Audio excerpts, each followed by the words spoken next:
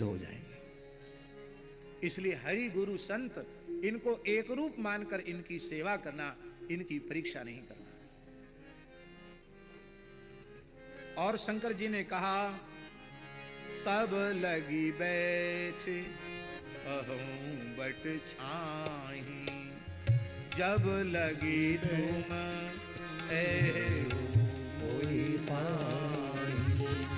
जब तक तुम परीक्षा लेकर आ नहीं जाती हो, तब तक मैं वटवृक्ष की छाया में बैठूंगा। सती जी गई, मन में सोचने लगी कैसे परीक्षा लें। तो इस सीता जी के वियोग में व्यथित हो रहे हैं, मैं स्वयं सीता जी बन जाती हूं, देखते हैं ये मुझे पहचान पाते हैं कि नहीं।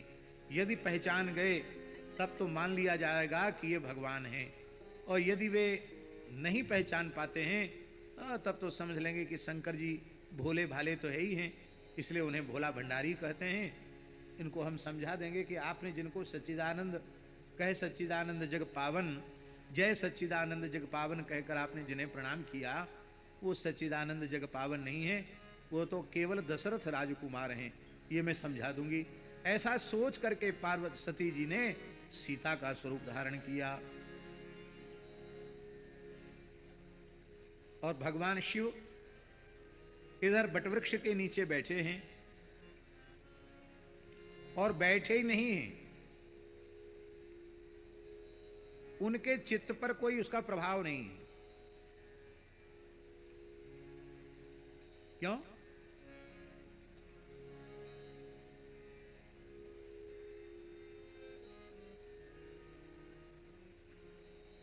हुई सोई जो राम रचि राखा, को करी तर्क बढ़ावे शाखा।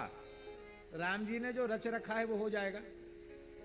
इसका मतलब है शिवजी इस बात को समझ रहे हैं कि हम सब कठपुतली हैं, सूत्रधार श्री रघुनाथ जी हैं, राम जी खेल रहे हैं, नहीं तो सती के मन में संदेह कैसे होता। इसलिए हुई सोई जो राम रचि राखा, राम जी ने जो रच के रखा है वो हो जाएगा, हमें तर्क वितर्क संशय करने की आवश्यकता नहीं। आनंद से भगवान शिव राम राम करने लगे। और जैसे ही सीता स्वरूप धारिणी सती भगवान के सामने गई, तो एक बार लक्ष्मण जी को तो भ्रम हो गया। लक्ष्मण जी मन में विचार करने लगे कि प्रत्येक कल्प में जब श्री रामावतार होता है तो रावण वध के पश्चात किशोरी जी मिलती हैं, लेकिन इस कल्प की लीला में ये कैसी विचित्रता है कि अभी रावण मरा नहीं और जानकी जी बिना खोजे पहले ही सामने से आ रही हैं। ये लक्ष्मण जी के मन में आया, ये क्या विचित्र लीला है, समझ में नहीं आया। लेकिन भगवान श्री राम, उनकी सर्वज्ञता अतीन्द्रिय है, अचिंत्य है, अत्यंत विलक्षण है। देखिए एक बात हम आपको कहें, सर्वज्ञता के स्तर हैं। मनुष्य की अपेक्षा भूत प्रेतों को ज्ञान ज्यादा होता है। आपको सुनकर आश्चर्य हुआ हमारी बात को, लेकिन आप हमारी बात मान लीजिए। भूत प्रेतों का ज्ञान मनुष्य के ज्ञान से ज्यादा होता है, क्योंकि भूतों में देवयोनयः, अमर कोश में उनको देवयोनि कहा गया, निकृष्ट देवयोनि। इसलिए भूत किसी के सिर पर चढ़ के भी बोलते हैं, और भूत सिद्ध करने वाले लोग बता देते हैं कि तुम कहाँ से आए हो, क्या करने आए हो, किस लिए आए हो, तुम्हारा नाम गाम क्या है, और लोग चक्कर में पड़ जाते हैं, उनके चमत्कार देखकर नमस्कार करने लग जाते हैं। ये सब भूत विद्या से हो जाता है। कहीं की वस्तु कहीं ला देना, कहीं की वस्तु कहीं पहुंचा देना, भूत विद्या वाले लोग करते हैं। भूतों की सामर्थ्य ज्यादा होती है ऐसा लगता है। उनमें भी उनसे अधिक बलवान यक्ष, गंधर्व, किन्नर, गुह्यक, सिद्ध, इन सबसे अधिक सर्वज्ञता होती है देवताओं में। देवताओं में भी सर्वज्ञता जो होती है उसका एक स्तर है, उससे अधिक सर्वज्ञता होती है लोकपाल दिक्पालों में। लोकपाल दिक्पालों में की जो सर्वज्ञता है उसकी अपेक्षा देवराज इंद्र की सर्वज्ञता उससे भी अधिक होती है, और देवराज इंद्र की जो सर्वज्ञता है उससे अधिक मनुओं की सर्वज्ञता होती है, उससे अधिक प्रजापतियों की सर्वज्ञता होती है, उससे अधिक ब्रह्मा जी की सर्वज्ञता होती है, ब्रह्मा जी से अधिक शिव जी की सर्वज्ञता होती है, किंतु भगवान के जैसी सर्वज्ञता केवल भगवान में होती है और किसी में नहीं होती। उसका कारण यह है कि भगवान सर्वगत, सर्वरूप, सर्वमय हैं, सर्वांतर्यामी हैं, सर्वगत, सर्वरूप, सर्वमय हैं, अनंत अनंत ब्रह्मांड उनमें ओतप्रोत हैं। इसलिए असंख्य अचिंत्य अनंत जीवों के अनंत संचित क्रियमाण प्रारब्ध रूप अनंत अनंत कर्मों को एक कालावच्छेदेन भगवान जानते हैं। ऐसी विलक्षण सर्वज्ञता भगवान की है। भगवान को कुछ विचारने के लिए आंख नाक नहीं मूंदना पड़ता। इसी प्रकरण में देख लो, राम जी के सामने सती जी आई तो राम जी ने ना नाक दबाई ना आंख मूंदी, पहचान गए कि ये सती जी हैं। और यहां से सती जी ने जाकर वापस में कहा, परीक्षा ले आई? बोले नहीं, कछु न परीक्षा लीन गुसाई, कीन प्रणाम तुम्हारे ही नहीं। शंकर जी बोले बिल्कुल गलत वक्तव्य आपका, ठीक नहीं है। हमारे जैसा प्रणाम किया होता तो प्रेम के चिन्ह शरीर पर, इससे तुम अपराध करके, अपराधी व्यक्ति ही कांपता है, अपराधी का चेहरा अलग हो जाता है।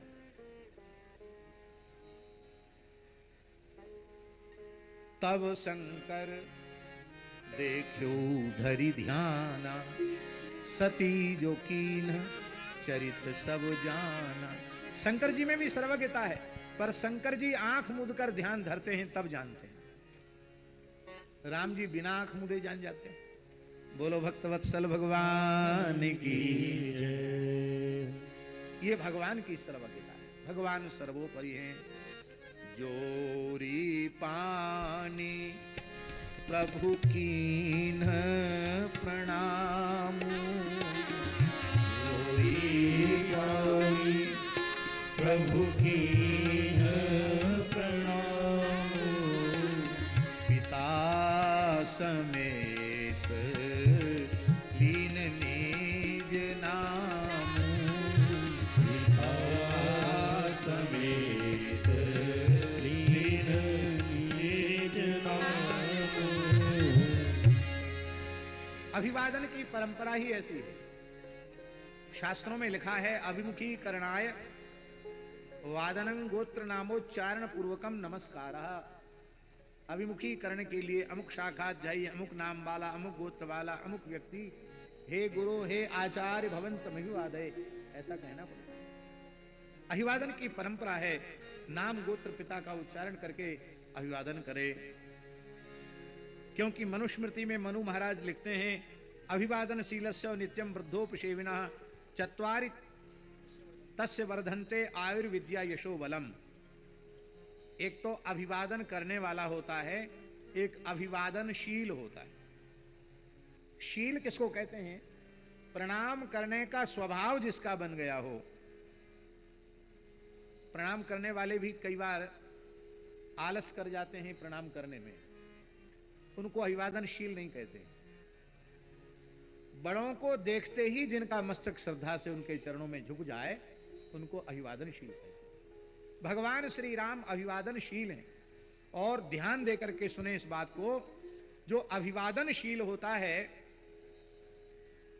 उसको चार चीजों की प्राप्ति हो जाती है।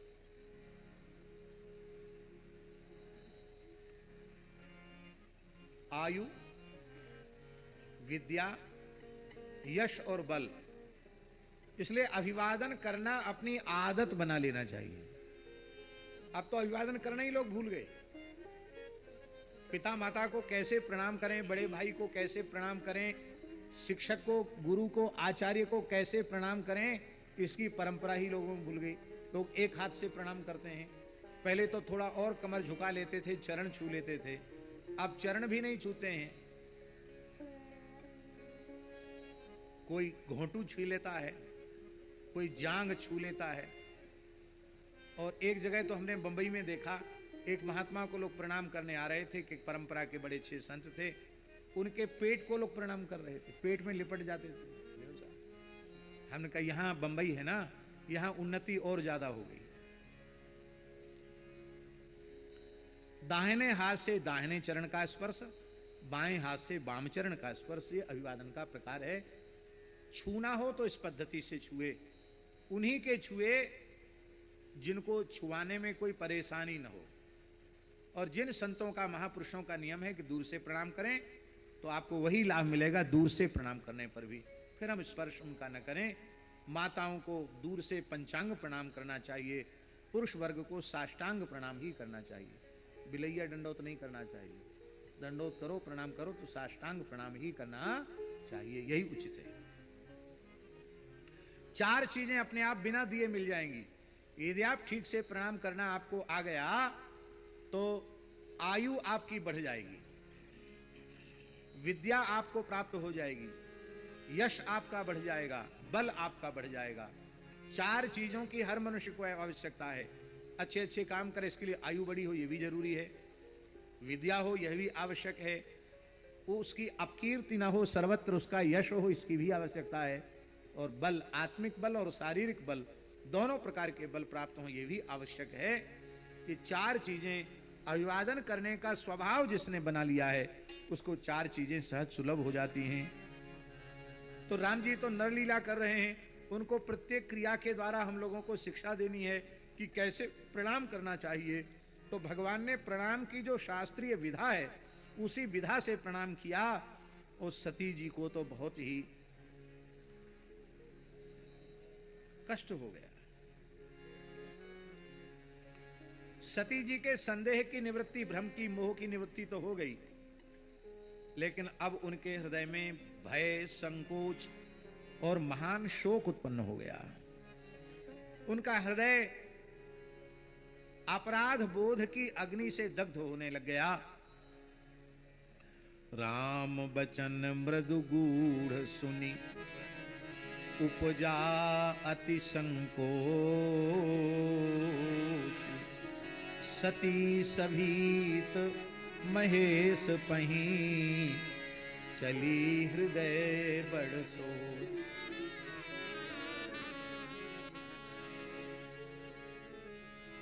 श्री ठाकुर जी मुस्कुराए, मन में सोचने लगे कि परीक्षा लेने आई थी सती जी, परीक्षा तो हो गई कि वे जो सोचती थी मैं वो नहीं हूं, मैं कुछ अलग ही हूं, लेकिन अब परीक्षा लेने आई हैं तो मैं बढ़िया से परीक्षा देकर अपनी भगवत्ता को प्रमाणित क्यों न कर दूं।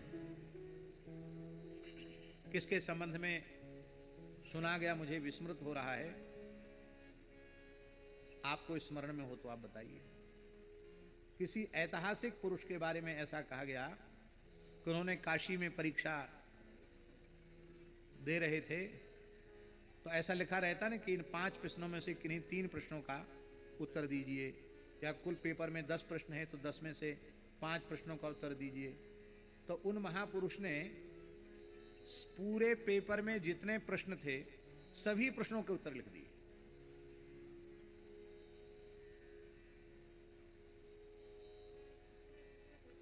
सभी प्रश्नों के उत्तर लिख दिए और नोट लिख दिया नीचे कि कृपया परीक्षक महोदय इन समस्त प्रश्नों में से कोई 5 प्रश्न छांट लें, 5 प्रश्नों का उत्तर छांट लें।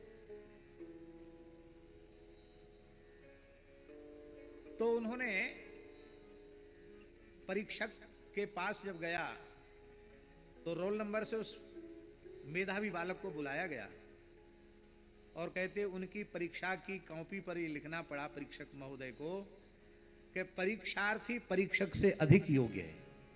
बोलो वृंदावन बिहारी। परीक्षार्थी से परीक्षक अधिक योग्य है, परीक्षक से परीक्षार्थी अधिक योग्य है। तो यही घटना घट रही है। यहाँ परीक्षार्थी तो राम जी बने हुए हैं, परीक्षिका बनी हुई हैं सती माता जी। तो उन्होंने कहा थोड़ी अपनी योग्यता प्रमाणित कर दें कि तुम खाली इतना ही सोच रही हो, हमको जब समझने के लिए चली ही हो तो चलो मैं ठीक से समझा देता हूं कि मैं क्या हूं।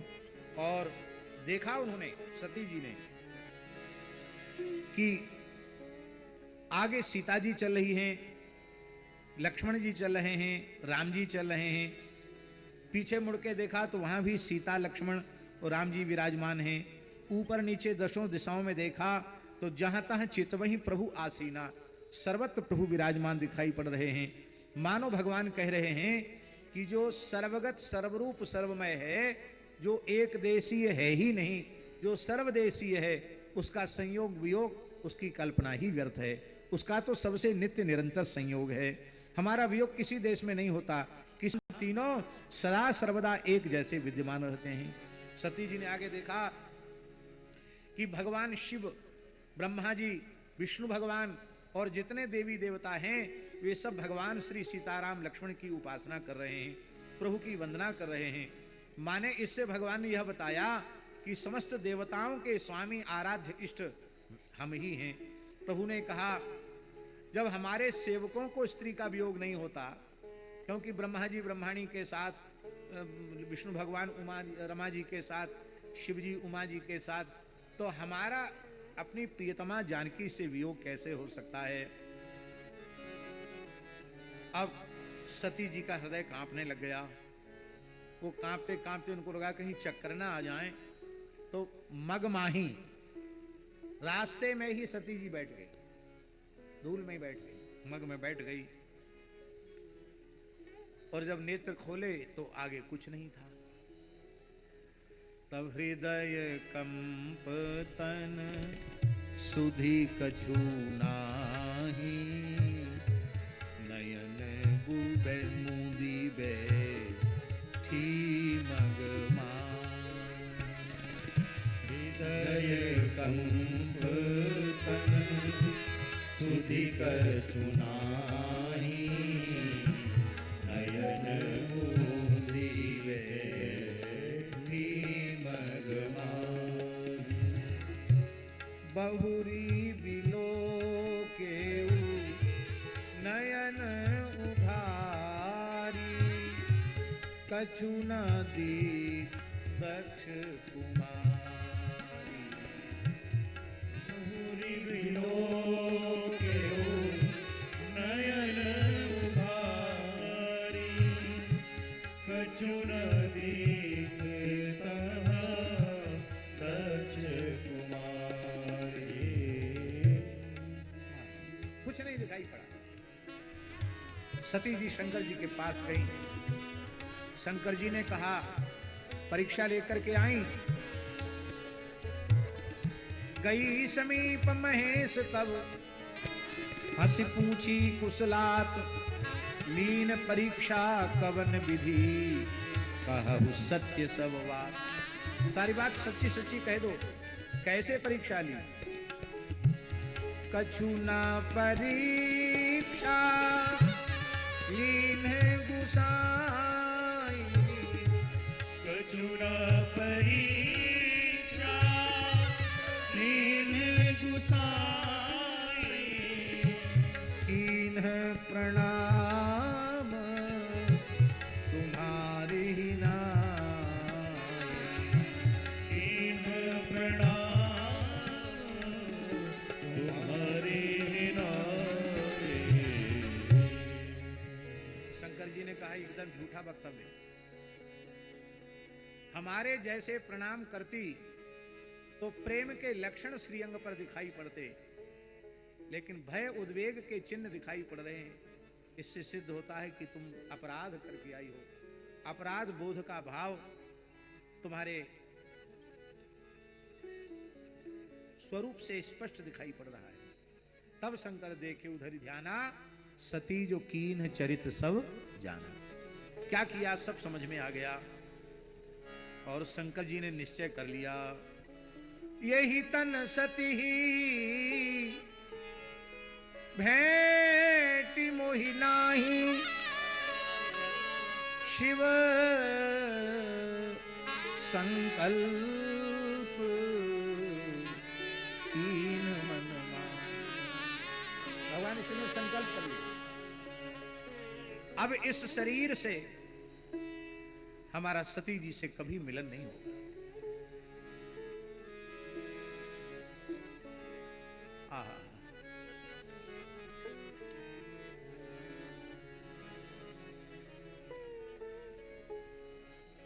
इसलिए तो कहना पड़ा देववाणी को, शिव समान अस को व्रत धारी, बिनु अघ तजी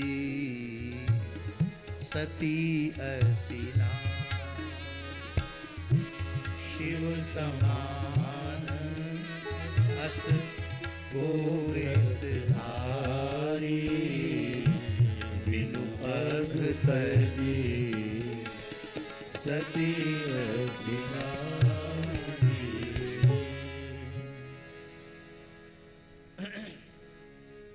नाटक में कोई रावण बन गया तो रावण हो जाता है क्या?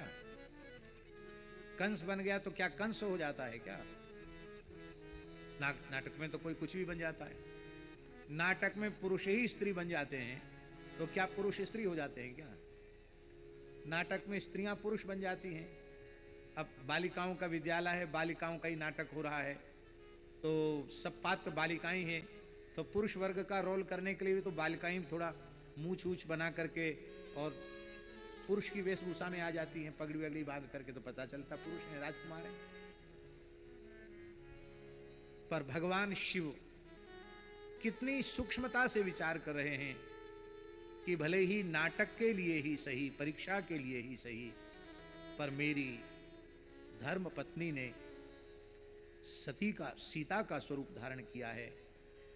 मैं जिन आराध्य इष्ट देव प्रभु श्री सीताराम जी को अपना माता पिता सर्वस्व मानता हूं, उनका स्वरूप धारण किया है। तो अब कभी भी, अब तो ये भले ही नाटक के लिए ही भले ही ये सीता बन गई, पर अब हमारे लिए तो पूजनीय ही हो गई सीता ही। आप लोगों को सुनकर आश्चर्य होगा, हमने ऐसे संतों का दर्शन किया है जिन्होंने एक बार किसी के मस्तक पर मुकुट चंद्रिका का दर्शन कर लिया तो जीवन पर्यंत उनको ठाकुर जी श्री जी के भाव से ही माना। बोले शंकर जी को तो खूब पता होगा, परम पूज्य प्रातः स्मरणीय श्री पंडित जी महाराज, जिस ब्रजवासी विप्र बालक को श्री राधा रानी के रूप में, श्याम सुंदर के रूप में उन्होंने देख लिया, वो कितना भी बड़ा क्यों न हो गया, उसको ठाकुर जी श्री जी के स्वरूप में ही माना। पूज्य श्री उड़िया बाबा के मुखारविंद से निकला श्रद्धेय स्वामी श्री राम स्वरूप जी के लिए, जो ब्रज कोकिल थे, अंतिम क्षण तक वैसा ही कंठ उनका था। भारत सरकार ने उनको पद्मश्री से सम्मानित किया था, राष्ट्रपति पुरस्कृत थे गायन में। तो उड़िया बाबा ने कहा ये तो पंडित जी के ठाकुर जी हैं। स्वामी राम स्वरूप जी के बारे में कहा ये तो पंडित जी के ठाकुर जी हैं। पंडित जी के सामने नहीं कहा, किसी के सामने कहा, पर यह बात जब पंडित जी के कान में पड़ गई कि सदगुरु भगवान ने अपने श्री मुख से कहो है कि ये तो पंडित जी के ठाकुर जी हैं, तो राम स्वरूप जी अत्यंत वृद्ध हो गए, नाती पोते वाले हो गए, तो भी जब दान घाटी जाते तो पंडित जी महाराज उसी भाव से उनका दर्शन करते, चरणों में प्रणाम करते, मस्तक रख करके अपने वस्त्र से चरण पूछने लग जाते उनके कि साक्षात ठाकुर जी आ गए। गुरु भगवान ने बोल दिया कि ठाकुर जी है उनके, अब हमारे जीवन भर के लिए ठाकुर जी यही हो गए।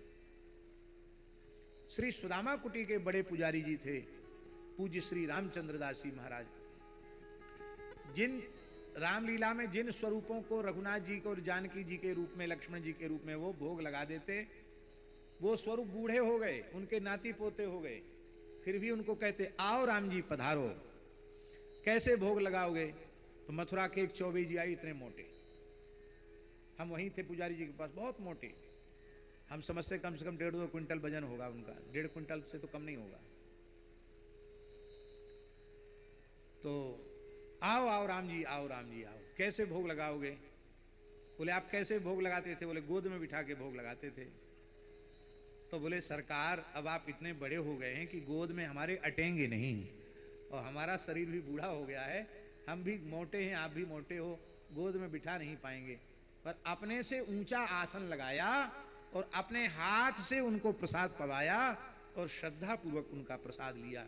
ये मैंने अपने नेत्रों से देखा है।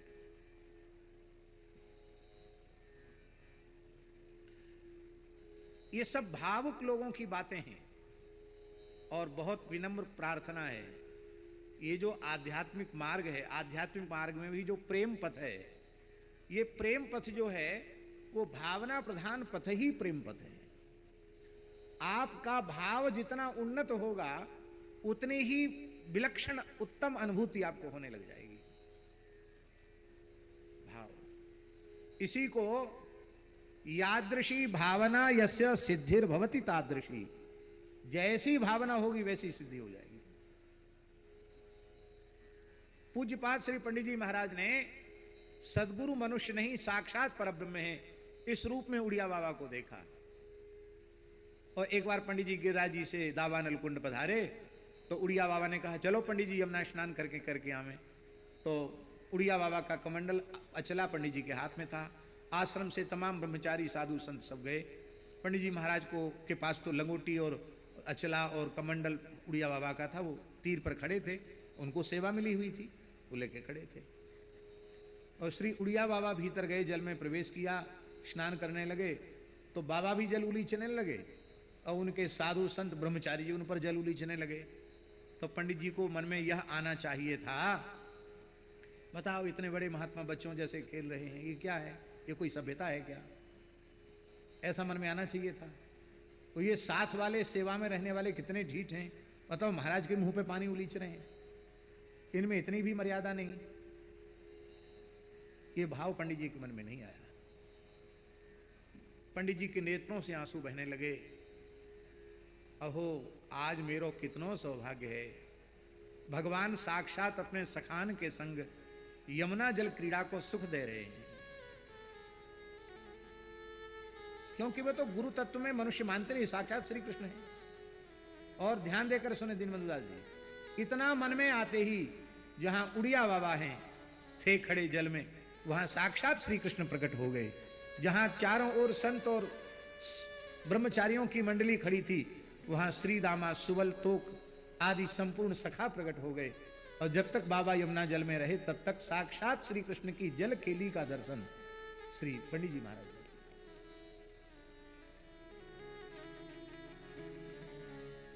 ये भावना को बढ़ाओ। भाव कैसे बढ़ेगा भैया? भाव बढ़ेगा भावना प्रधान संतों का संग करने से। आप बुद्धि प्रधान है ना, विचार प्रधान है तो ज्ञान मार्ग में चले जाइए, लेकिन यदि भाव प्रधान आप हैं तो ही आप प्रेम पथ के पथिक बन सकते हैं। इसमें कोरे बुद्धिवाद के लिए कोई स्थान नहीं है। यहां तो जो बात अपने से बड़ों के मुंह से निकले, अपने श्रद्धेय के मुख से निकले, उसको ज्यों की त्यों स्वीकार कर लो, ज्यों की त्यों, बस वहीं से आगे बढ़ना हो जाएगा। पर बड़ा दुर्भाग्य है, हम लोग न तो संत के स्वरूप को ठीक से समझते हैं, न गुरु के स्वरूप को ठीक से समझते हैं, न भगवंत के स्वरूप को ठीक से समझते हैं। ये भाव की विलक्षणता भगवान शिव ने प्रकट करके दिखा दी। और एक संदेश और भी दे दिया कि भगवान शंकर का सती के प्रति प्रेम समाप्त हो गया। अब जो आदर है वो सीता जी के भाव से, सती जी के भाव से नहीं। सती के प्रति उनका जो प्रेम था वो समाप्त हो गया। क्यों हुआ समाप्त? क्योंकि सती जी ने कपट कर लिया। आपका कोई कितना भी बड़ा प्रेमी हो, आप कभी ऐन मौके पर उससे कपट कर जाएंगे, और कपट तो कपट है, कपट कभी न कभी खुलेगा, उसके बाद फिर प्रेम नहीं रह जाएगा। गोस्वामी जी के शब्दों में, जल पै सरिस बिकाय देखहु प्रीति की रीति भल, बिलग हो ये रस जाए कपट खटाई परत। यहां चित्रकूट धाम में दूध का क्या भाव है माता जी बताएं? हैं? 60 रुपए लीटर है? अरे भैया बहुत सस्ता है।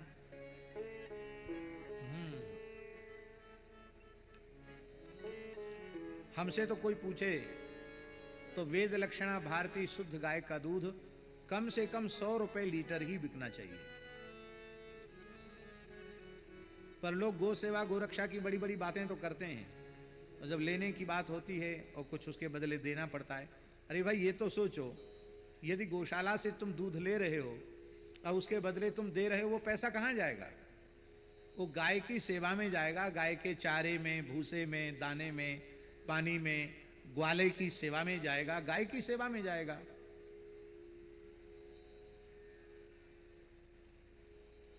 लेकिन बस यही बात है।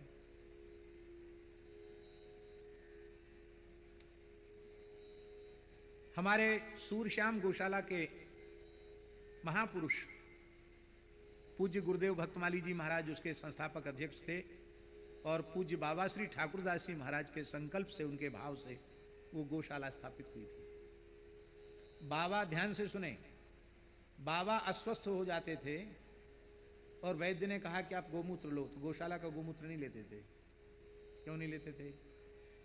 बोले हम कैसे ले सकते गोमूत्र, गौशाला में दान आता है, मैं दान लेता नहीं हूं, मैं तो ब्रजवासियों के टुकड़े खा करके भजन करता हूं, और पैसा मेरे पास देने को है नहीं, क्यों? पैसा मैं छूता नहीं हूं, पैसा रखता नहीं हूं। तो मैं गौशाला जो दान से संचालित है, उसका मूत्र यदि मैं लूंगा औषधि के लिए भी, तो जवाबदेह सिद्ध हो जाऊंगा भगवान के दरबार में। ये कर्ज मैं कैसे चुका पाऊंगा? और हमने अपनी आंखों से देखा है, 10 ग्वारिया जितनी सेवा नहीं कर सकते, उससे अधिक सेवा बाबा अपने शरीर से गौशाला की करते थे। गोबर फेंकने से लेके गाय को समाधि देने तक की सेवा। इतनी सेवा करने के बाद भी गोदुग्ध की बात तो जाने दीजिए, 1 तोला जीवन में गोमूत्र नहीं लिया। भरद्वाज जी ब्रजवासी उनकी गौशाला का गाय का मूत्र मंगा लें, भले ही जो दान आधारित नहीं है, इतना सूक्ष्म विचार करते थे। और हम लोग मुफ्त में मिले तो जीवन भर लेते रहें,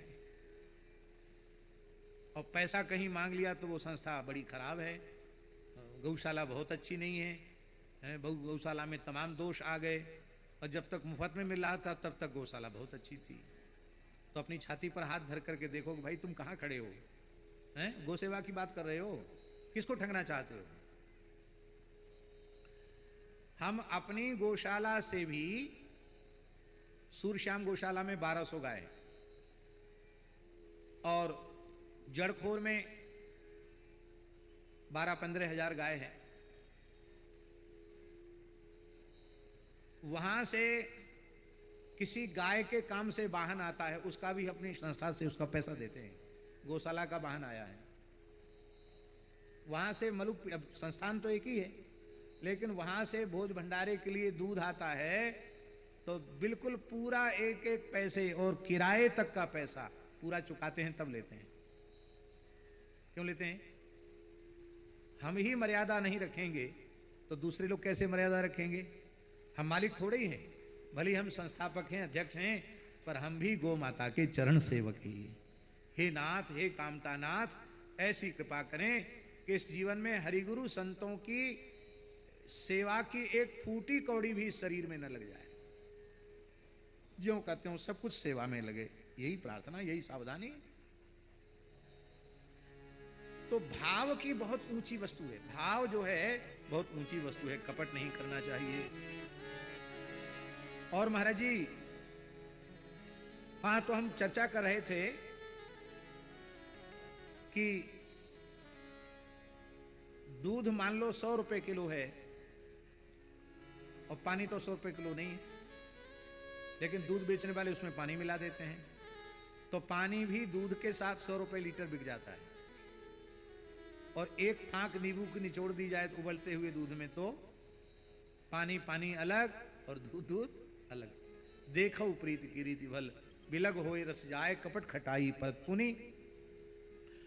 अब सती जी को पता चल गया कि भगवान शंकर ने प्रतिज्ञा की है और देवताओं ने जय जयकार किया है। इसका आशय इतना ही है कि अब जो स्थान शिवजी के हृदय में मेरे पति था, अब वह स्थान अब उपलब्ध नहीं हो सकता। भले ही वो हमारा बहुत आदर करने लगे, अधिक आदर कर रहे हैं पहले से भी अधिक, लेकिन किसी धर्मपत्नी के लिए, किसी सती के लिए सबसे बड़ा दंड, सबसे बड़ी सजा यही है कि पति उसके प्रति पत्नी भाव का, अर्धांगिनी भाव का त्याग कर दे। तपई अवा इव उर अधिकाई। शंकर जी कैलाश तो पहुंच गए, पर वहां जाते ही समाधि लगा ली। क्यों समाधि लगा ली? कि यदि मैं समाधि में नहीं जाऊंगा तो ये कुछ न कुछ पूछेंगी, और हो सकता है इसी के पीछे पड़ जाएं कि आपने क्या प्रतिज्ञा की, देवता क्या बोल रहे थे, आप खुलकर बताइए। बोलना पड़ेगा। इसलिए शंकर जी समाधि में चले गए और 1-2 वर्ष तक नहीं, इस संताप की अग्नि में तपई अवा इव उर अधिकाई। अवा जो भट्टी होती है, कुम्हार की भट्टी, कहते हैं अवा के समान, कुमार के अवा के समान श्री सती जी का हृदय तप रहा है। 1 वर्ष 2 वर्ष तक कुम्हार की भट्टी के समान नहीं तपा श्री सती जी का हृदय, 87,000 वर्ष तक तपा है। क्योंकि शंकर जी की समाधि बीते संबत सहस 87 तजी समाधि शंभु अविनाशी। राम नाम शिव सुमिरन लागे, जान्यौ सती जगतपति जागे। 87,000 वर्ष तक के लिए शंकर जी समाधि में बैठ गए। 87,000 वर्ष के बाद शंकर जी राम राम राम राम उच्चारण करते हुए अपनी समाधि से उठे। और उसी समय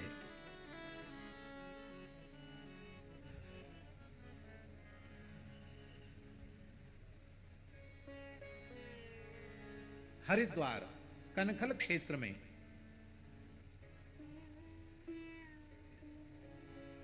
ब्रह्मा जी के अंगुष्ठ से उत्पन्न प्रजापति दक्ष बृहस्पति शव नामक यज्ञ कर रहे थे, श्रौत यज्ञ कर रहे थे। वो यज्ञ जो था केवल पोस्टर बैनर में यज्ञ लिखा था, यज्ञ नहीं था वो। आप लोग कहेंगे आप क्या बात बोल रहे हो, यज्ञ, इतना बड़ा यज्ञ करता साक्षात ब्रह्मा जी के पुत्र, मानस पुत्र अंगुष्ठ से उत्पन्न दक्ष, जो द्वितीय ब्रह्मा के समान हैं, वेदज्ञ हैं और कर्मकांड की क्रिया में अत्यंत दक्ष हैं। क्रिया दक्षो दक्षः।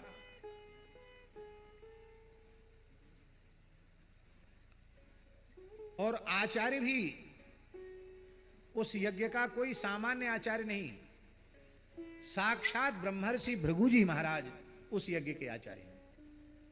कौन भृगु जी महाराज? जिन भृगु जी को भगवान ने अपनी विभूतियों में गिनाया है, ब्रह्मर्षीणाम भृगुरहम, ब्रह्मर्षियों में मैं भृगु हूं। जो इतनी सामर्थ्य रखते हैं कि परीक्षा के लिए रमा वैकुंठ में जाकर भगवान के वक्षस्थल पर अपना पाद प्रहार कर सकते हैं। जो भगवान के एक संबंध से ससुर जी भी लगते हैं, क्योंकि जब भगवान ने हरि रूप में अवतार लिया, हरिमेधा ऋषि की पत्नी हरिणी के गर्भ से, उस समय भगवती महालक्ष्मी भृगु जी की पुत्री श्री देवी के रूप से प्रकट हुई। लक्ष्मी जी का नाम भार्गवी हुआ और लक्ष्मी जी का विवाह भगवान श्री हरि के साथ हुआ। तो भगवान साक्षात जमाता हैं भृगु जी के, ससुर जमाई का रिश्ता है। इतने बड़े भृगु जी महाराज यज्ञ के आचार्य हैं, बड़े बड़े ऋषि उस यज्ञ में हैं। देश काल वस्तु पात्र इसमें कहीं भी किंचित न्यूनता नहीं। यजमान भी उत्तम, आचार्य भी सर्वोत्तम, फिर भी यज्ञ पूर्ण नहीं हुआ। अरे चाहे जैसा यज्ञ हो, कम से कम यजमान जिंदा तो रहता है। यहां तो यज्ञ होने के पहले यज्ञ पशु की तरह यजमान का ही मस्तक उखाड़ करके अग्नि के कुंड में स्वाहा कर दिया गया। दक्ष का मस्तक ही अग्नि कुंड में डाल दिया गया। तो देवताओं को क्या प्रसाद मिला है, तो सब देवताओं से जाके पूछना। तो ब्राह्मणों को कितनी उत्तम दक्षिणा मिली होगी, उनमें से कोई कभी सौभाग्य से मिल जाए तो पूछना कि आप दक्ष वाले यज्ञ में थे क्या? बोले हाँ थे। आपको क्या दक्षिणा मिली? हमारा विश्वास है कि इतना पूछते हुए सेहर उठेंगे, इतनी मार पड़ी उनमें। ऐसा होता है। ये ब्राह्मणों को दक्षिणा मिली वहां यज्ञ में, सबको पिटाई हुई।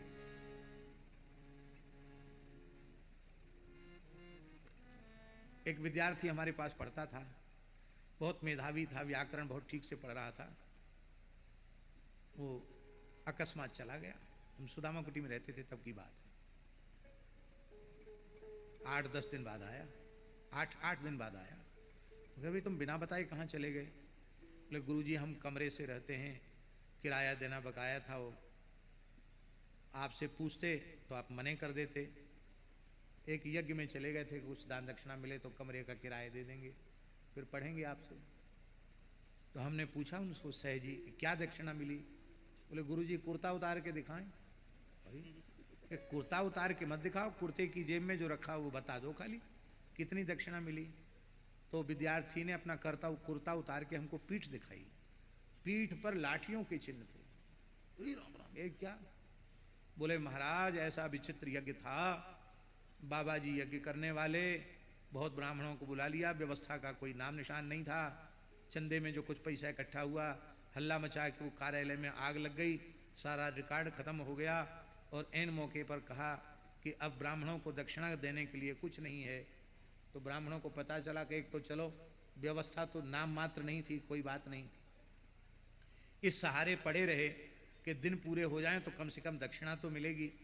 लेकिन जब दक्षिणा की आशा उनकी समाप्त हो गई, तब ब्राह्मणों ने एक टोली बनाई और मसाल लेकर के वो लोग सब जो है हल्ला मचाने लगे, रैली निकालने लगे, यज्ञ नहीं यह धंधा है, बाबा नहीं यह गुंडा है, ये उन्होंने नारा निकाला। बाबा जी प्रभावशाली थे, उन्होंने पुलिस को फोन कर दिया, कमिश्नर को जाने किसको, कि बड़ी भीड़ है मेला में, यहाँ दुर्घटना घट सकती है। पुलिस आई, पुलिस ने पीटना शुरू किया। बोले महाराज हम लोग सामान भी छोड़ के चले आए, कोई किसी में चढ़ के भागा, कोई किसी में चढ़ के भागा, जो पीछे रह गए उन पर मार ज्यादा पड़ी। तो जब आज के यज्ञ की ऐसी, तो उन यज्ञों में तो अविधि थी, पर यहां यज्ञ विधि पूर्वक हुआ, फिर भी यज्ञ में ऐसी स्थिति आई, क्यों आई? ये सब बातें बहुत विवेक पूर्वक सुननी चाहिए, समझनी चाहिए, इन पर विचार करना चाहिए।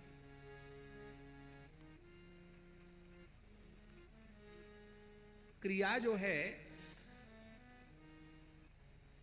उसका बहुत विशेष महत्व नहीं है। फिर से सुने इस बात को, क्रिया का बहुत विशेष महत्व नहीं है। उस क्रिया का उद्देश्य क्या है, इसका बहुत विशेष महत्व है। उत्तम से उत्तम कर्म है और उस कर्म का उद्देश्य अपवित्र है, तो वह पवित्र कर्म भी अपवित्र हो जाएगा।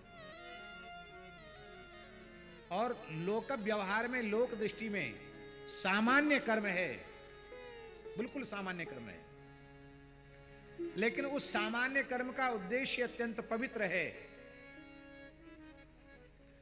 तो वो सामान्य कर्म भी भगवान की उपासना बन जाएगा।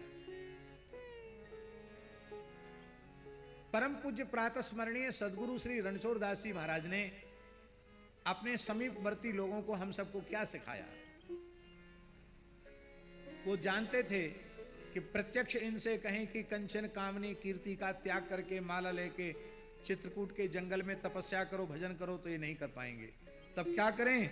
जो भजन में लगे हैं उनकी सेवा में इनको लगा दो, दीन दुखियों की, गरीबों की सेवा में लगा दो। और यह दीन दुखियों की सेवा, गरीबों की सेवा, ये नर सेवा नहीं है, ये नर सेवा ही नारायण सेवा है। ये पूज्य सदगुरु जी ने समझाया और आज उसका ऐसा दिव्य परिणाम कि संपूर्ण चित्रकूट क्षेत्र में ही नहीं, संपूर्ण भारतवर्ष में नेत्र रोग चिकित्सालय विशाल, सुव्यवस्थित और बड़ी संख्या में जिसमें ऑपरेशन होते हो, सफलतापूर्वक होते हो, ऐसा हम समझते भारतवर्ष में ये पहले नंबर का है। ऐसा दूसरा कोई हॉस्पिटल नहीं। बहुत सेवा के कार्य हैं, गौ सेवा का कार्य। हमने सुना कि जो संत दूर दूर रह करके अपने भजन करते हैं उनको भी सीधा दिया जाता है। टाटी घाट में कहाँ कहाँ कोई संत रहते हैं तो ऐसा है ना, उनका कार्ड बना हुआ है, आकर के वो सेवा यहाँ से अन्न आदि की सेवा प्राप्त करते हैं। ये सेवा का कार्य। अब वो सेवा का कार्य किस लिए है? सेवा का कार्य यही मानकर किया जाता है कि इस रूप में साक्षात हम श्री सीताराम जी की ही सेवा कर रहे हैं, और ये भाव है तो हम आपको सत्य कहते हैं, ये हम साक्षात भगवान की सेवा कर रहे हैं। गौओं की सेवा के रूप में, मरीजों की सेवा के रूप में, साधु संतों की सेवा के रूप में, अतिथियों की सेवा के रूप में हम साक्षात भगवान की सेवा कर रहे हैं। यदि यह विश्वास आपका सुदृढ़ है तो ये सेवा ही आपकी साधना है, ये सेवा ही आपकी उपासना है, और इसी से आपको सब कुछ मिल जाएगा।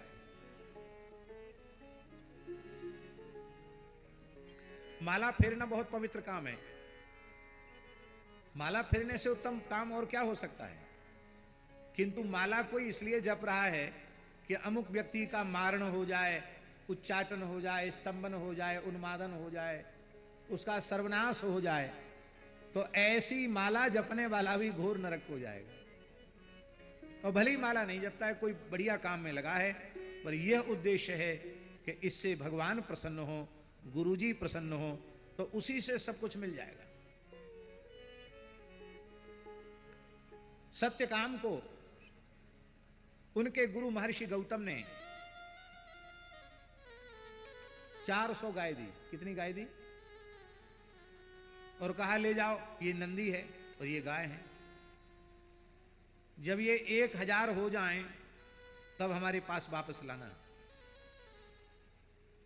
तब तक समय से त्रिकाल स्नान, त्रिकाल संध्या, गायत्री का जप,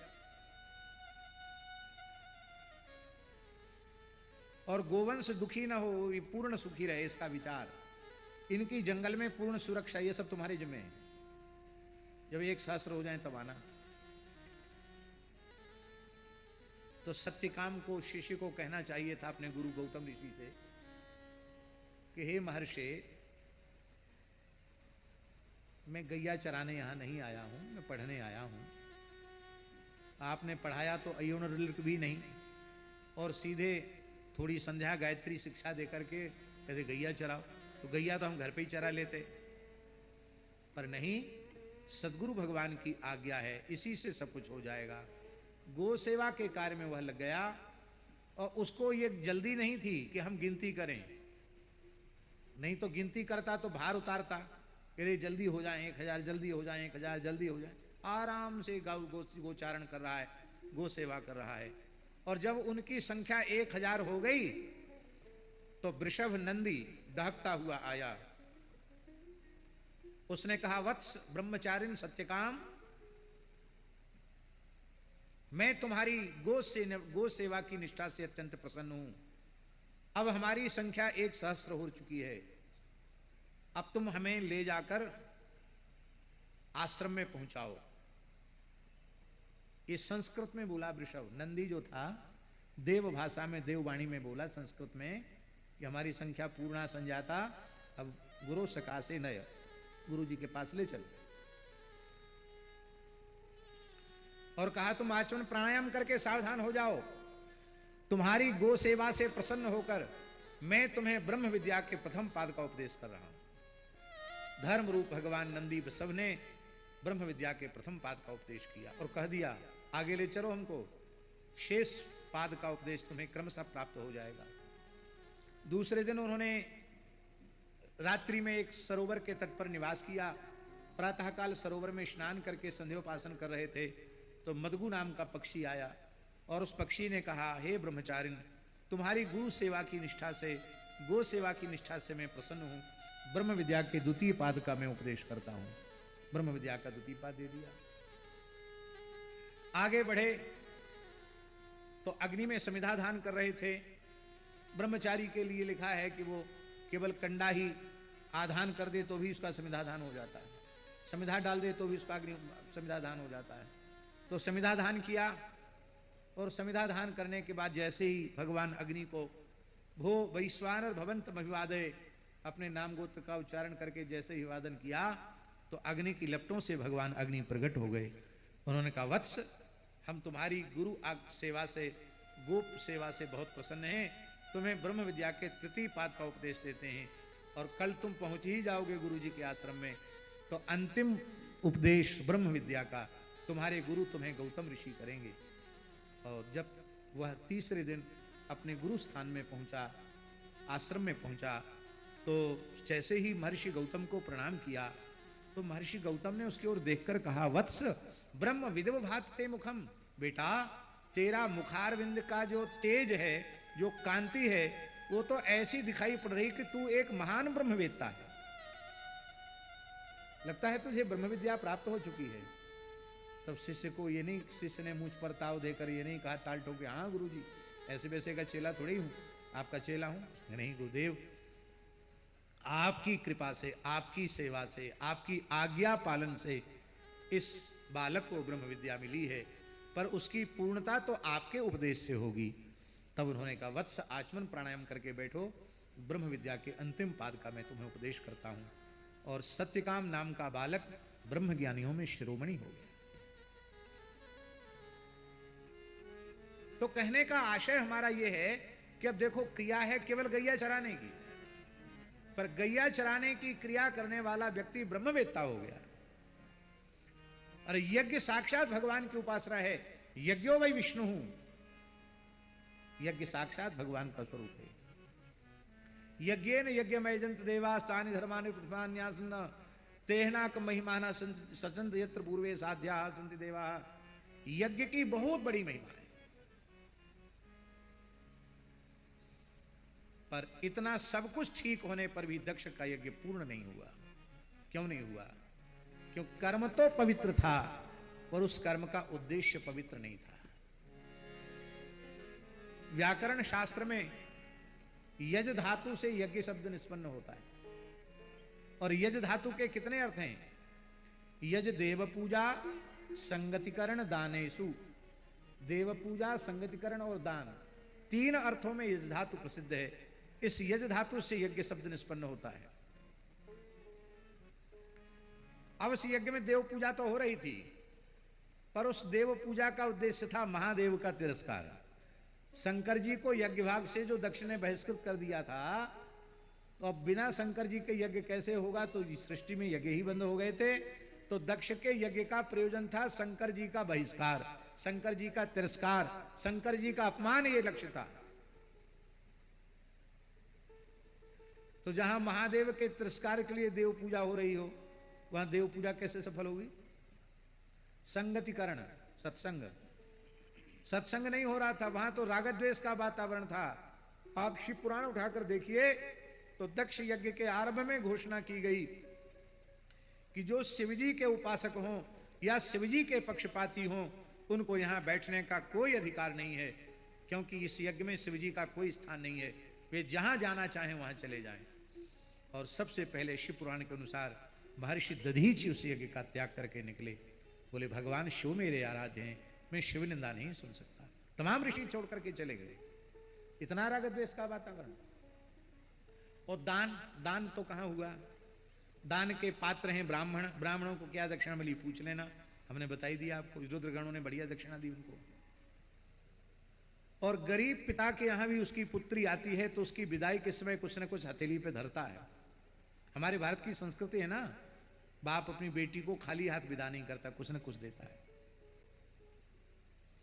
गांव में तो हमने देखा, गांव की बूढ़ी माताएं, नानी वगैरह, वो अपने आंचल के खूंट में पैसा बांध के रखती, और वो भी बड़े प्यार से उनके खूंट में बांधती, और वो बड़े आदर से लेती कि ये मेरी मां का दिया हुआ है। ये परंपरा रही है, अभी भी है। तो राम जी, सती को क्या मिला वहां यज्ञ में? बेटी का आदर नहीं हुआ, दक्षिणा की और वस्त्र की बात तो बहुत दूर रही। ब्राह्मणों को कुछ नहीं मिला। तो इसलिए हमारा कर्म भी पवित्र होना चाहिए, और उस कर्म का उद्देश्य भी अत्यंत पवित्र होना चाहिए। ये सीख हमको इस प्रसंग से लेनी चाहिए। सती जी का मन नहीं लग रहा था, इसलिए सती जी ने भगवान शिव से कहा कि देखो,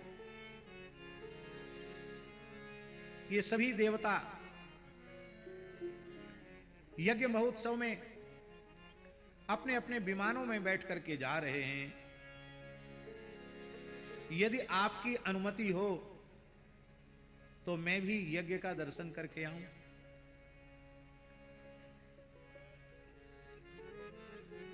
पिता भवन उत्सव परम जो प्रभु आयसु होए, तो मैं जाऊं कृपायतन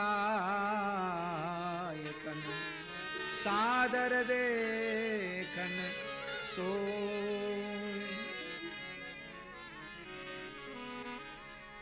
शंकर जी ने आज्ञा नहीं दी,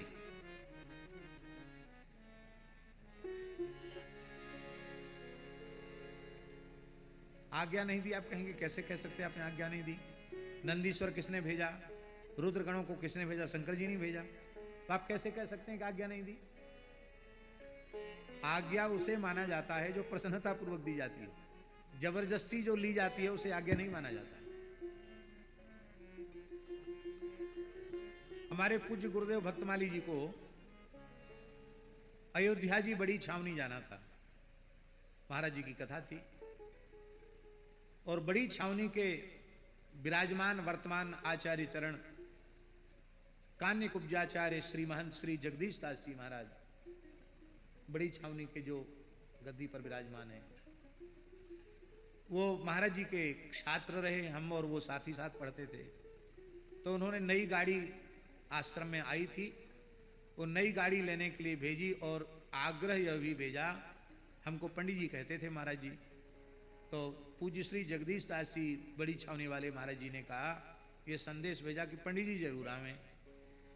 हमारे हर्ष का ठिकाना नहीं रहा कि कार्तिक का महीना है और सदगुरु भगवान के साथ हमको अयोध्या जी दर्शन का सौभाग्य मिलेगा। बड़ी छावनी में कथा भी सुनेंगे, सरयू स्नान होगा, कनक भवन हनुमान गढ़ी का दर्शन होगा। बहुत आनंद में भर गए।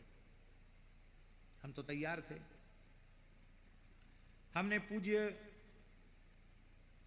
श्री महाराज जी से कहा कि महाराज जी हम तो जरूर चलेंगे। वहां से जब संदेश आया है तो महाराज जी बोले, भाई देखो तुम खाक चौक में जाते हो, महाराज जी के मार्गदर्शन में रहकर कुछ साधन कर रहे हो, कुछ हम उस समय सितार भी सीख रहे थे महाराज जी से, तो संगीत भी कुछ सीख रहे हो, तो शिष्य का धर्म है कि बिना गुरु आज्ञा के कहीं ना जाए, उनसे भी पूछ लो। हम कहा ठीक है। तो हम शाम को गए, आरती स्तुति के बाद हमने महाराज जी को साष्टांग किया, पहाड़ी बाबा महाराज को। तो हमने कहा महाराज जी की कथा बड़ी छावनी में है और महंत जी का भी बड़ा आग्रह है, महाराज जी ने भी कह दिया है, आपकी आज्ञा लेने के लिए आया हूं, आप आज्ञा दे दें, अयोध्या जी जाएंगे। तो पूज्य गुरुदेव पहाड़ी बाबा महाराज बोले, जाओ जाओ, हमसे पूछने की क्या जरूरत है, जाओ तुम्हारी जहां इच्छा हो वहां जाओ। मैं क्यों रोकूं अयोध्या जाने से? मैं क्यों रोकूं अयोध्या जाने से? तुम्हारी जहां इच्छा हो वहां जाओ। हमने इसी को आज्ञा मान लिया। हम लौट के आए, हमने पूज्य गुरुदेव भक्तमाली जी से कहा कि महाराज जी की आज्ञा हो गई। बोले वाह, क्या कहा महाराज जी ने। अब हम भी आजकल के जैसे चतुर चालाक चेले होते हैं, ऐसे होते तो अपने ढंग से कुछ बना के बोल देते, लेकिन हमने जो महाराज जी ने कहा था ज्यों का त्यों दोहरा दिया। ऐसा कहा, बोले पंडित जी इसको आपने आज्ञा मान लिया। आज्ञा उसको कहते हैं जो प्रसन्नता पूर्वक दी जाती है। इसका आशय तुम्हें समझना चाहिए। इसका आशय है कि उनकी आज्ञा नहीं है। अब तुमने कहीं नहीं जाओगे, यहीं रहोगे। हमको रोना आ गया कि बताओ, हम अयोध्या जी जाना चाहते थे, महाराज जी ने मना कर दिया। अच्छा नहीं लगा। महाराज जी वहां चले गए। ये बात सन 1995 की है और उसी समय में कार्तिक पूर्णिमा को इस दास को विरक्त वेश देकर के महाराज जी ने पहाड़ी बाबा की गद्दी पर विराजमान किया। तो कहने का आशा ये है, देखिए आज्ञा इसको कहते हैं। अब महाराज जी समझ गए उस बात को, तो हमने तो आज्ञा को अपने ढंग से समझा। तो गुरुजनों का रुख क्या है उसको समझना चाहिए और समझकर तब निर्णय करना चाहिए कि वे क्या कह रहे हैं, माता पिता क्या कह रहे हैं, संत क्या कह रहे हैं, गुरु क्या कह रहे हैं। तो यहां सती जी को सहर्ष भगवान ने आज्ञा नहीं दी। जब उन्होंने यहां तक कह दिया कि तुम्हारे पिताजी ने हमसे विरोध किया है और बिना बुलाए नहीं जाना चाहिए, जाओगी तो उसमें कल्याण नहीं होगा, यहां तक कह दिया,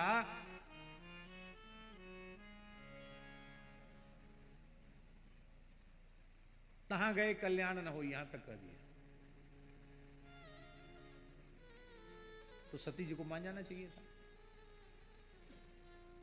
पर सती जी ने, जब पति का तिरस्कार हो रहा है जहां, वहां पत्नी के जाने का क्या प्रयोजन है।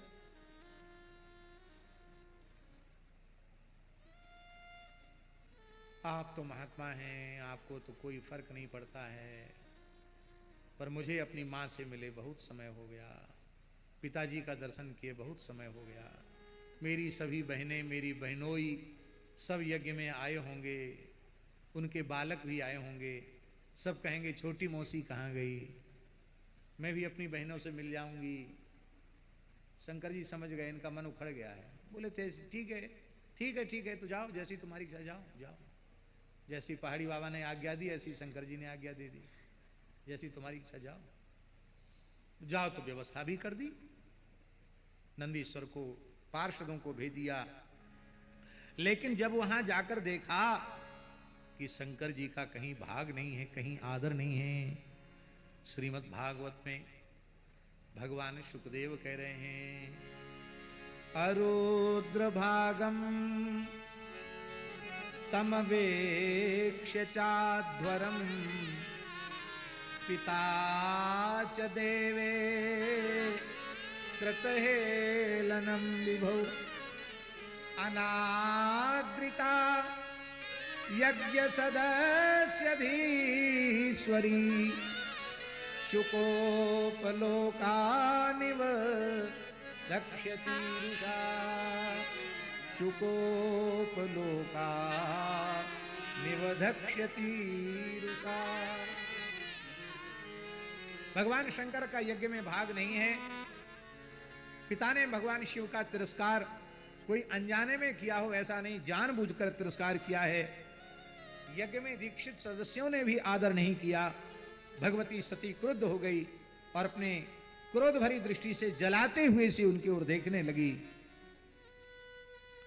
और फटकारते हुए कहा, बहुत प्यारा श्लोक, यद्व्यक्षरम नाम गिरेरितम नृणाम सकृत प्रसंगा दघमासु हन्ति तत् पवित्र कीर्तिम तमलंघ्य शासनम भवानहो द्वेष्टि शिवम शिवेतरा।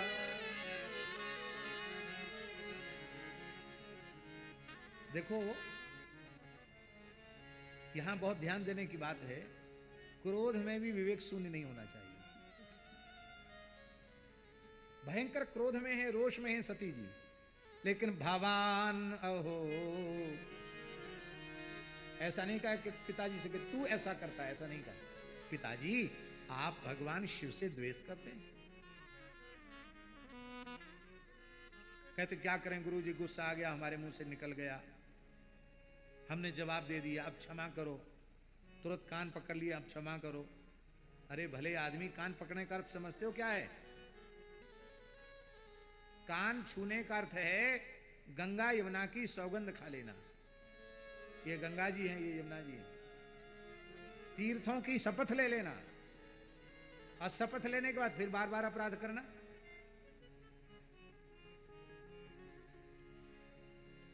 क्रोध में भी विवेक नष्ट नहीं है। भवान हो द्वेष्टि शिवम शिवेतर, अपने से बड़ों को भगवान कहना चाहिए। अहो अहो, बड़े आश्चर्य की और बड़े कष्ट की बात है, जिन भगवान शिव का 2 अक्षर का नाम, जिन भगवान शिव का 2 अक्षर का नाम प्रसंगवश भी कोई शिव शिव ऐसा कह देता है, उसके संपूर्ण पाप नष्ट हो जाते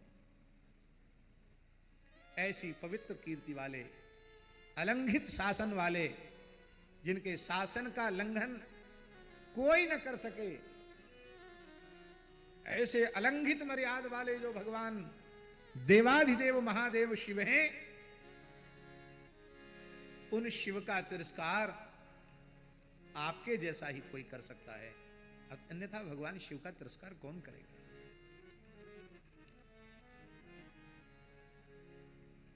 इसलिए मैं पिता की निंदा तो नहीं कर सकती और मैं पिता को दंड भी नहीं दे सकती। बहुत ध्यान से सुनिए, अपने से पूज्य जनों का भयंकर से भयंकर कोई अपराध हो जाए, मान लो उनकी ही गलती है, तो भी छोटे लोगों को अपनी ही मर्यादा में रहना चाहिए।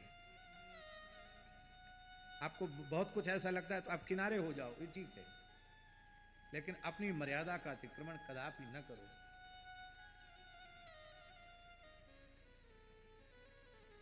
भगवती परांबा सती, जिनको पुत्री के रूप में दक्ष ने शिव पुराण के अनुसार 60,000 वर्ष तक केवल वायु का अभक्षण करते हुए तपस्या करके जिस परांबा भगवती आद्या शक्ति को अपनी पुत्री के रूप में प्राप्त किया है, वे भगवती आद्या शक्ति परांबा मूल प्रकृति जगन माता सती, वे चाहती तो अपनी रोष भरी दृष्टि से दक्ष को जलाकर भस्म कर सकती थी, संपूर्ण यज्ञशाला को जलाकर भस्म कर सकती थी, उनको स्वयं को भस्म होने की आवश्यकता नहीं थी। लेकिन ये बड़े लोग तो आदर्श स्थापित करते हैं ना। इस सभा में मेरे पिताजी और ये जो यज्ञ में दीक्षित ब्राह्मण हैं, ये सब मेरे पूजनीय हैं। पूजनीयों को दंड देना ये कभी भी मर्यादा के अनुकूल नहीं है, तो मैं अपने आप को दंड दूंगी। क्यों? क्योंकि जब मैं यहां से लौटकर जाऊंगी तो भगवान शिव दक्ष नंदनी कहकर मुझे पुकारेंगे, दाक्षी कहकर के पुकारेंगे। दक्षस्य अपत्यम पुत्री दाक्षी, अत ईय से ईय प्रत्यय होकर के आद्यच की वृद्धि होकर के दाक्षी बनता है। दाक्षी माने दक्ष नंदनी अथवा दाक्षायणी अथवा दक्ष नंदनी कहकर के पुकारेंगे। और मेरे पिता दक्ष आप हैं और आप शिव भक्त नहीं हैं, आप शिवद्रोही हैं, तो मुझे बार बार शिवद्रोही पिता की पुत्री कहकर के बुलावें, इसको मैं कैसे सहन कर पाऊंगी। इसलिए यह शरीर जो दक्ष के शुक्र से उत्पन्न है, इस शरीर का संबंध ही मैं समाप्त कर दूंगी। और एक पल भी भगवान निंदक का संबंध बना रहे ये उचित नहीं है। मैं एक पल भी भगवान निंदक का संबंध बना करके नहीं रखना चाहती। आपसे पिता पुत्री का संबंध होने, भगवान के निंदक से संबंध होना है, इसलिए मैं अपने आप को दंड दूंगी।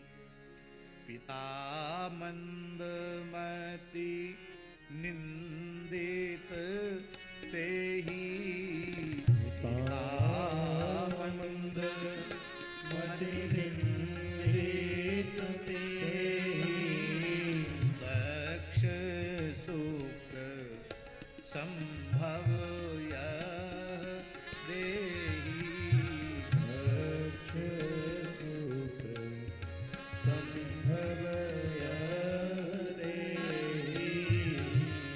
तजिहाऊं तुरत देहते ही हेतु, तजिहाऊं तुरत देहते ही हेतु, उर्धरी चंद्र मौलि वृष के